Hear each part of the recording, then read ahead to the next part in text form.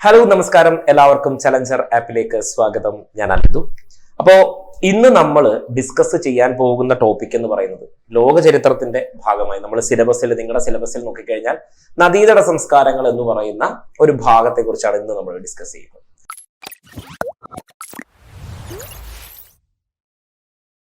Mesopotamian സംസ്കാരത്തിൽ നിന്നും Chinese സംസ്കാരത്തിലേക്ക് വരുമ്പോൾ ഇത് രണ്ടും വളരെ ഇതാണ്. ചൈനീസ് സംസ്കാരം വളരെ കുറച്ചേ പഠിക്കാനുള്ളൂ. ഓക്കെ, ചൈനീസ് സംസ്കാരം എന്ന് പറയുമ്പോൾ എന്താണ്, നമ്മളിപ്പോ ഓരോ നദികളായി പഠിച്ചു വന്നു. ഇവിടേക്ക് വരുമ്പോൾ എന്താണ്, ഹൊയാങ്ഹോ എന്ന് പറയുന്ന, അല്ലെങ്കിൽ ഹൊയാങ്ഹോ നദിയാണ് നമ്മൾ മഞ്ഞ നദി എന്ന് പറയുന്നത്. ഹൊയാങ്ഹോ എന്ന മഞ്ഞ നദിയുടെ തീരത്ത് ഉത്ഭവിച്ച സംസ്കാരമാണ് എന്ത്, ചൈനീസ് സംസ്കാരം എന്ന് പറയുന്നത്. ഹൊയാങ്ഹോ എന്ന മഞ്ഞ നദിയുടെ തീരത്ത് ഉത്ഭവിച്ച സംസ്കാരമാണ് എന്ത്, ചൈനീസ് സംസ്കാരം എന്ന് പറയുന്നത്. കൃഷിയായിരുന്നു എന്ത്, ഈ സംസ്കാരത്തിന്റെ അടിത്തറ എന്ന് പറയുന്നത്. ചൈനീസ് സംസ്കാരത്തിന്റെ അടിത്തറ എന്തായിരുന്നു, കൃഷിയായിരുന്നു ഇവരുടെ എന്ത്. അതുപോലെ നോക്കിക്കേ, ഇവരുടെ പ്രധാന തൊഴിൽ നമുക്ക് നോക്കാം. തൊഴിലാണ് ഞാൻ ഈ പറയാൻ പോകുന്നത്, ഇവരുടെ പ്രധാനപ്പെട്ട തൊഴിൽ. ഓക്കെ, ഇവരുടെ പ്രധാനപ്പെട്ട തൊഴിൽ എന്ന് പറയുമ്പോൾ നോക്കിക്കേ, നെയ്ത്ത്, മൺപാത്ര നിർമ്മാണം, പട്ടുവസ്ത്ര നിർമ്മാണം എന്നിവയിൽ ഇവർ വിദഗ്ധരായിരുന്നു. നെയ്ത്ത്, മൺപാത്ര നിർമ്മാണം, പട്ടുവസ്ത്ര നിർമ്മാണം എന്നിവയിൽ ഇവര് അതാണ്. നിങ്ങൾ നമ്മുടെ ഇന്ത്യയിൽ ചൈനയിൽ നിന്നും അഡോപ്റ്റ് ചെയ്ത കുറെ കാര്യങ്ങളുണ്ട്. ചീനച്ചട്ടി എന്നൊക്കെ പറയുന്ന സാധനങ്ങളൊക്കെ ഉണ്ട്. ചീനച്ചട്ടി, ചീനവല, ഇങ്ങനെയൊക്കെ കുറെ സാധനങ്ങൾ ചൈനയിൽ നിന്നും. അന്ന് മുതലേ ഇത്തരം സാധനങ്ങൾ ഉണ്ടാക്കുന്നതിൽ, വളരെ പ്രാചീന കാലം മുതലേ ഇത്തരം കാര്യങ്ങൾ ഉണ്ടാക്കുന്നതിൽ ചൈനക്കാർ വളരെ വിദഗ്ധരായിരുന്നു. ചൈനക്കാര് പണ്ടേ ഇതിനൊക്കെ വളരെ അധികം വിദഗ്ധരായിരുന്നു. ഇവരുടെ വസ്ത്ര രീതികളാണെങ്കിലും നെയ്ത്ത് പോലെയുള്ള വളരെ വളരെ ഡിഫിക്കൽട്ട് ആയിട്ടുള്ള നെയ്ത്ത് രീതികളും ഇവർക്ക് ഉണ്ടായിരുന്നു. അപ്പൊ നെയ്ത്ത്, മൺപാത്ര നിർമ്മാണം, അതുപോലെ പട്ടു വസ്ത്ര നിർമ്മാണത്തിലും എന്താണ്, ഈ പറയുന്ന ചൈനീസ് സംസ്കാരത്തിൽ വളരെ വിദഗ്ധരായിരുന്നു. ഓക്കെ, പുരാതന ചൈനയിലും എഴുത്തുവിദ്യ നിലനിന്നിരുന്നു കേട്ടോ. അതായത് ഈ ഇവരുടെ എഴുത്തുവിദ്യ എന്ന് പറയുന്നത് പ്രധാനമായും ഈ അക്ഷരങ്ങൾക്ക് പകരം ചിത്രങ്ങളാണ്. നിങ്ങൾ ഇപ്പോഴും ഈ പറയുന്ന ചൈനയിലെ അക്ഷരങ്ങളൊക്കെ നോക്കിയാൽ നിങ്ങൾക്ക് കാണാൻ പറ്റും, ഇങ്ങനെയൊക്കെ ഓരോ സാധനങ്ങളിൽ ഇവർ എഴുതുന്നത് അല്ലെ. അവർ അക്ഷരങ്ങൾക്ക് പകരം എന്താണ്, അവർ ചിത്രങ്ങളാണ് അവർ ഉപയോഗിച്ചിരുന്നത്. പിൽക്കാലത്ത് ഈ ചിത്രങ്ങൾക്ക് പകരം എന്ത് വന്നു, ചിഹ്നങ്ങൾ നിലവിൽ വന്നു. അപ്പൊ ആദ്യകാലങ്ങളിൽ ഇവര് ചിത്രങ്ങളാണ് ഉപയോഗിച്ചിരുന്നെങ്കിൽ പിൽക്കാലത്ത് ഈ ചിത്രങ്ങൾക്ക് പകരം ചിഹ്നങ്ങൾ നിലവിൽ വന്നു. ഇവർ തയ്യാറാക്കിയ കലണ്ടർ ഒരു വർഷത്തിൽ 365 ദിവസങ്ങൾ ഉണ്ടായിരുന്നു. ഇവരുണ്ടാക്കിയ കലണ്ടറിൽ എന്താണ്, ഒരു വർഷം എന്ന് പറയുന്നതാണ് 365 ദിവസങ്ങളായിരുന്നു ഉണ്ടായിരുന്നത്. 365 ദിവസങ്ങൾ ഇവർ തയ്യാറാക്കിയ കലണ്ടറിൽ ഉണ്ടായിരുന്നു. എത്ര ദിവസമാണ്, 365 ദിവസങ്ങൾ ഇവരുണ്ടാക്കിയ കലണ്ടറിൽ ഉണ്ടായിരുന്നു എന്ന് ഓർത്തിരിക്കണം.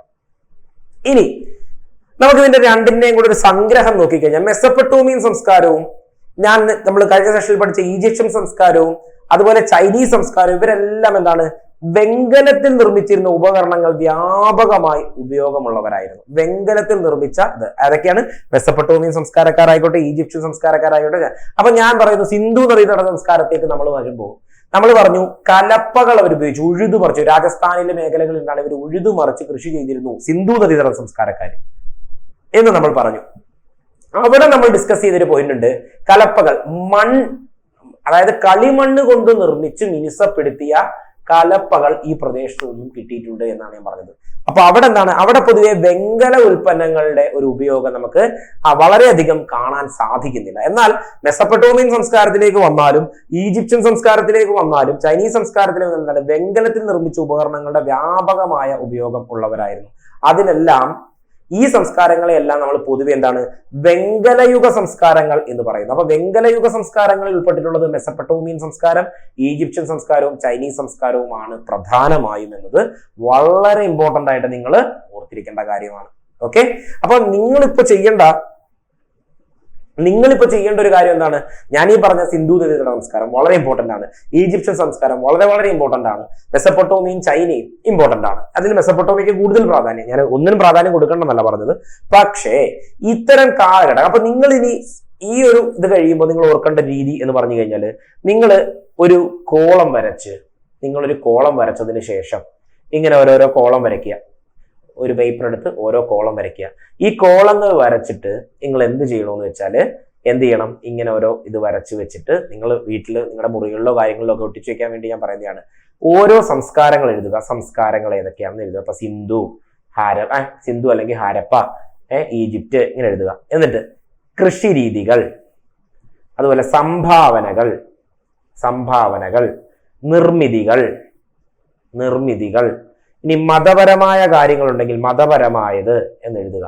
എന്നിട്ട് കൃഷി, ഇവിടെ സിന്ധുവിൽ എന്തൊക്കെ, ഈജിപ്തിൽ എന്തൊക്കെ, മെസപ്പൊട്ടോമിയയിൽ എന്തൊക്കെ, ചൈനയിൽ എന്തൊക്കെ, അതുപോലെ അവരുടെ സംഭാവനകൾ എന്തൊക്കെയുണ്ട്, ഇപ്പൊ ഉണ്ടായിരിക്കുന്ന നിർമ്മിതികൾ, അത്.